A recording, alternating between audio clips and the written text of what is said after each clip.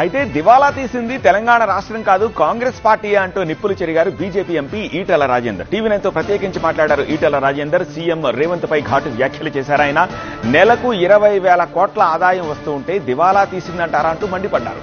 Revanth Reddy CM అనే సంగతి మర్చిపోయి మాట్లాడుతున్నారన్నారు ఈటెల. సీఎం రేవంత్ రెడ్డి వ్యాఖ్యలపై ఈటెల రాజేందర్ ఫుల్ రియాక్షన్ ని మా సీనియర్ కరెస్పాండెంట్ విద్యాసాగర్ అందిస్తారు.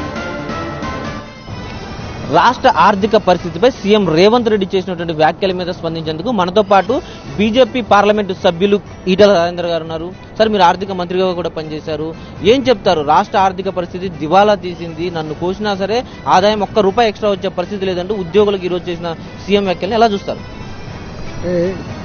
ముఖ్యమంత్రి గారి మాటలు విన్న తర్వాత తెలంగాణ ప్రజలు ఎప్పుడు ఒకటి మాట్లాడుకుంటారు, మాటలు కోటలు దాటితే గాని కాళ్ళు తంగెళ్ళు దాటవని.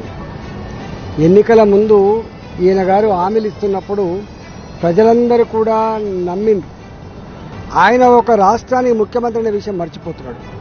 నాకు తెలిసి ఈ దేశంలో 4 కోట్ల జనాభా కలిగినటువంటి ఒక రాష్ట్రం 19 నుంచి 20,000 కోట్ల రూపాయల నెలకు ఆదాయాన్ని తెచ్చిపెట్టినటువంటి ఏకైక రాష్ట్రం తెలంగాణ.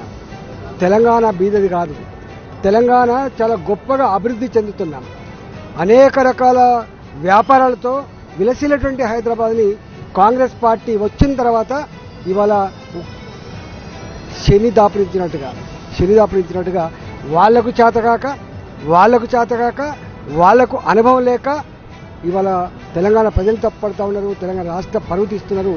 ఇది దుర్మార్గమైన చర్య అని చెప్పి మనం చేస్తా ఉన్నాం. ఇవాళ తెలంగాణ ప్రజల ముందు చేతులెత్తేసి ఇవాళ ఎలకల పడ్డాడు రేవంత్ రెడ్డి. ఇవాళ దేశ చిత్రపటం మీద ఒకనాడు తెలంగాణ గొప్ప భావన దాన్ని ఇవాళ నాశనం చేస్తా ఉన్నావు. ఇది నీకు తగదు రేవంత్ రెడ్డి అని చెప్పి తెలియజేస్తాం. ఇవాళ తెలంగాణ అంతా నాశనం అయిపోయిందని చెప్పి మొత్తం దేశమంతా చెప్పింది ఈయననే. ఏ మేధావి బయటకు వచ్చి చెప్పలే, ఏ ఆర్థికవేత్తలు చెప్పలేదు, ఏ ప్రతిపక్ష పార్టీ కూడా చెప్పలేదు. మొట్టమొదటిగా ఇలా ఆయన ఒక వ్యక్తిని దృష్టిలో పెట్టుకొని, ఒక పార్టీని దృష్టిలో పెట్టుకొని తెలంగాణ పరవంతా తీసింది రేవంత్ రెడ్డి తప్ప ఇంకెవరు కాదు. కొత్త పెన్షన్ల గురించి మాట్లాడతలేరు, కొత్తగా తులం బంగారం గురించి మాట్లాడతలేరు, ఇప్పటికిప్పుడు డబుల్ బెడ్రూమ్ గురించి మాట్లాడతలేరు. ఒక్క మాట చెప్పాలంటే వీళ్ళ పాత గ్యారంటీల గురించి ఒక్క మాట కూడా మాట్లాడలేదు.